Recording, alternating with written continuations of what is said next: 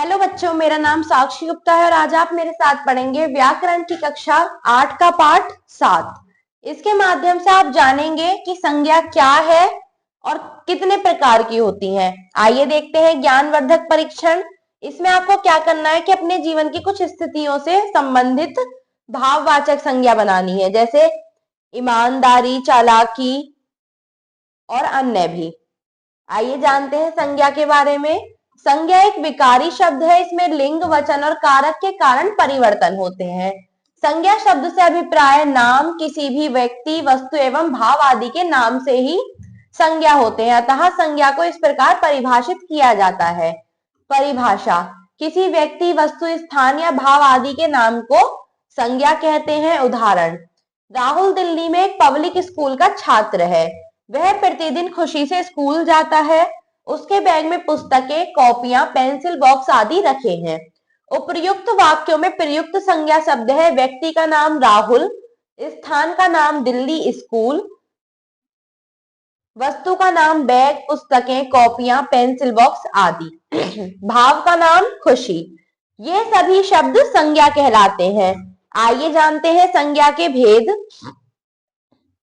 संज्ञा के 3 भेद होते हैं: व्यक्तिवाचक संज्ञा, जातिवाचक संज्ञा और भाववाचक संज्ञा। व्यक्तिवाचक संज्ञा क्या होती है कि जो शब्द किसी व्यक्ति, प्राणी, वस्तु या स्थान विशेष का बोध कराते हैं उन्हें व्यक्तिवाचक संज्ञा कहते हैं। जैसे व्यक्ति रोहन, भगत सिंह, माही, कृष्ण, जतिन। वस्तु महाभारत, रामायण आदि। स्थान मध्य प्रदेश, चीन, नैनीताल, हैदराबाद आदि। जातिवाचक संज्ञा क्या होती है कि जब कोई संज्ञा शब्द किसी समूह अथवा जाति विशेष का बोध कराता है उसे जातिवाचक संज्ञा कहते हैं। जैसे पुस्तक, बालक, देश, नदी, नगर आदि। जातिवाचक संज्ञा के 2 भेद होते हैं: द्रव्यवाचक और समुदायवाचक। आइए पढ़ते हैं आगे। द्रव्यवाचक संज्ञा क्या होती है कि जिस संज्ञा शब्द से किसी पदार्थ अथवा द्रव्य का बोध होता है उसे द्रव्यवाचक संज्ञा कहते हैं। जैसे मिट्टी, पानी, लोहा, दूध, सोना, चांदी, लकड़ी, पीतल इत्यादि। समुदायवाचक संज्ञा: जिस संज्ञा शब्द से किसी समूह या समुदाय का बोध होता है उसे समुदायवाचक संज्ञा कहा जाता है। जैसे भीड़, कक्षा, टोली, सेना इत्यादि। भाववाचक संज्ञा: जिस संज्ञा शब्द से किसी व्यक्ति या वस्तु के गुण, दोष, भाव अथवा दशा इत्यादि का बोध होता है उसे भाववाचक संज्ञा कहते हैं। जैसे प्यास, मिठास, हंसी, बचपन, माधुर्य इत्यादि। कुछ संज्ञा शब्द मूल रूप से ही भाववाचक होते हैं, जैसे सत्य, दया, ज्ञान, जन्म इत्यादि।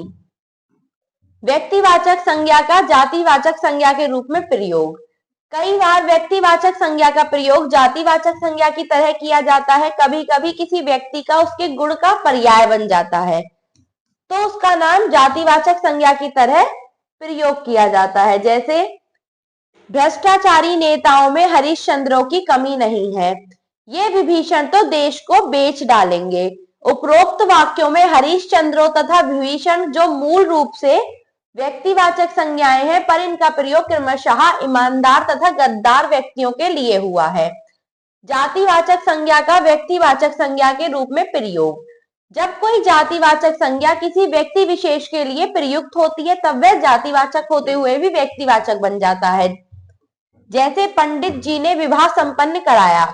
जातिवाचक संज्ञा: पंडित जी भारत के प्रथम प्रधानमंत्री थे। व्यक्तिवाचक संज्ञा: उपर्युक्त वाक्यों में पंडित जी शब्द पहले वाक्य में जातिवाचक संज्ञा का तथा दूसरे वाक्य में व्यक्तिवाचक संज्ञा का कार्य कर रहा है।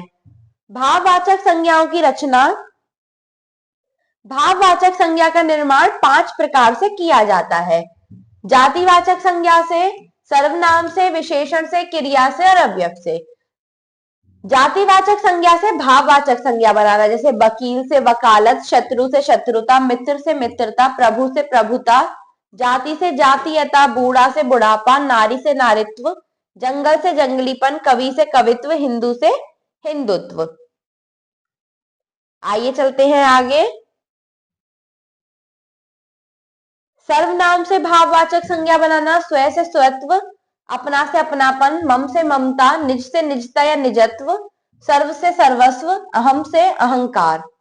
विशेषण से भाववाचक संज्ञा बनाना, कृतज्ञ से कृतज्ञता, विस्तृत से विस्तार, अरुण से अरुणिमा, कुपात्र से कुपात्रता, चतुर से चातुर्य, मीठा से मिठास, बुद्धिमान से बुद्धिमता, अनुकूल अनुकूलता, गुरु गुरुत्व, एक एकता, प्रतापी प्रताप, परतंत्र परतंत्रता, स्वस्थ स्वास्थ्य, कमजोर कमजोरी, सफल सफलता। आगे है आपका क्रिया से भाववाचक संज्ञा बनाना, चिल्लाना चिल्लाहट, हंसना हंसी, बोलना बोल, लड़ना लड़ाई, जीना जीवन, गाना गान, घबराना घबराहट, रोकना रोक, सजाना सजावट, उभरना उभार, दौड़ना दौड़, पढ़ना पढ़ाई, मारना मार, बढ़ना बढ़ोतरी, थकना थकावट। अव्यय से भाववाचक संज्ञा बनाना, एक एकता, शीघ्र शीघ्रता, जल्द जल्दबाजी, देर देरी, निकट निकटता, समीप समीपता, धिक धिक्कार, मना मनाही, नीचे निचाई। आइए चलते हैं आगे। हमने सीखा, हमने इस पाठ के माध्यम से क्या सीखा कि किसी प्राणी, वस्तु, स्थान या अवस्था के नाम को संज्ञा कहते हैं। संज्ञा के तीन भेद होते हैं, व्यक्तिवाचक संज्ञा, जातिवाचक संज्ञा, भाववाचक संज्ञा। भाववाचक संज्ञा का निर्माण 5 प्रकार से किया जाता है, जातिवाचक संज्ञा से, सर्वनाम से, विशेषण से, क्रिया से, अव्यय से। आइए चलते हैं आगे इसकी अभ्यास पर। अभ्यास है अब करने की बारी। प्रथम सही विकल्प पर सही का चिन्ह लगाइए। किसी व्यक्ति, वस्तु, भाव तथा स्थान का बोध कराने वाले शब्द कहलाते हैं संज्ञा। किसी व्यक्ति, प्राणी या स्थान विशेष का बोध कराने वाले शब्द कहलाते हैं व्यक्तिवाचक संज्ञा। जिस संज्ञा शब्द से किसी पदार्थ अथवा द्रव्य का बोध होता है, द्रव्यवाचक संज्ञा। सही, अगला प्रश्न है सही शब्द चुनकर रिक्त स्थान भरिए। प्रथम रिक्त स्थान है किसी व्यक्ति, वस्तु, स्थान या भाव के नाम का बोध कराने वाले शब्द कहलाते हैं, तो ये क्या है? संज्ञा। जातिवाचक संज्ञा के 2 भेद होते हैं। बचपन शब्द भाववाचक संज्ञा का बोध कराता है। जिस संज्ञा शब्द से किसी समूह या समुदाय का बोध होता है उसे समुदायवाचक संज्ञा कहते हैं। कुछ संज्ञा शब्द मूल रूप से ही भाववाचक होते हैं। अगला प्रश्न है आपका, निम्नलिखित संज्ञा शब्दों को उनके भेद के अनुसार अलग अलग करके लिखिए। व्यक्तिवाचक संज्ञा है इसमें रामायण, चंडीगढ़ और हिमालय। जातिवाचक संज्ञा है विद्यालय, देश, नदी। भाववाचक संज्ञा खुशी, ईमानदारी, सुंदरता। घ, निम्नलिखित शब्दों से भाववाचक संज्ञा शब्द बनाकर लिखिए। कवि, कवित्व, सर्व, सर्वस्व, क्षत्रिय, क्षत्रियता, मित्र, मित्रता। आइए चलते हैं आगे। निम्नलिखित प्रश्नों के उत्तर दीजिए। प्रथम प्रश्न है संज्ञा किसे कहते हैं, उदाहरण सहित स्पष्ट कीजिए। इसमें आप लिख देंगे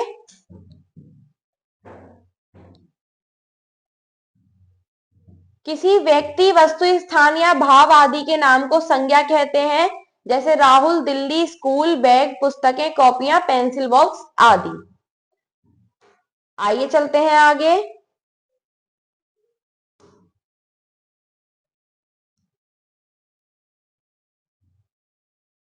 अगला प्रश्न है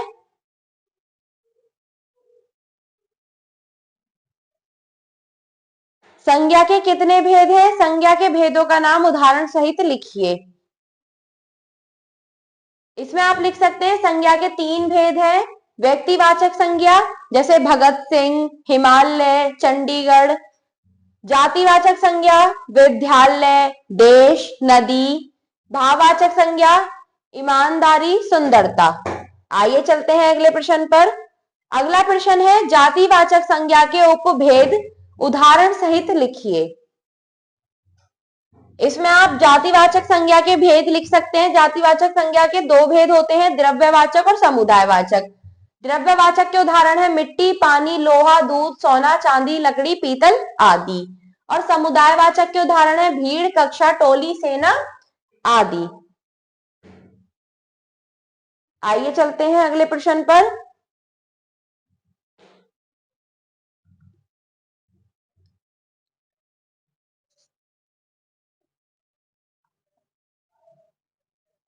अगला प्रश्न है आपका द्रव्यवाचक संज्ञा का बोध कराने वाले दो शब्द लिखिए। द्रव्यवाचक संज्ञा का बोध कराने वाले शब्द हैं मिट्टी,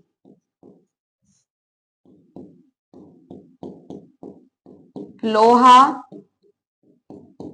दूध आदि।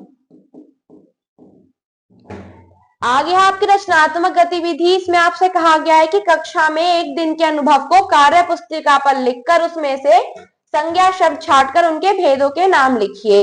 इसमें आप अपनी कक्षा के एक दिन का अनुभव लिखेंगे और उसमें जितने भी संज्ञा के शब्द हैं उन पर उनको छांटकर उनके भेदों के नाम लिखेंगे। धन्यवाद।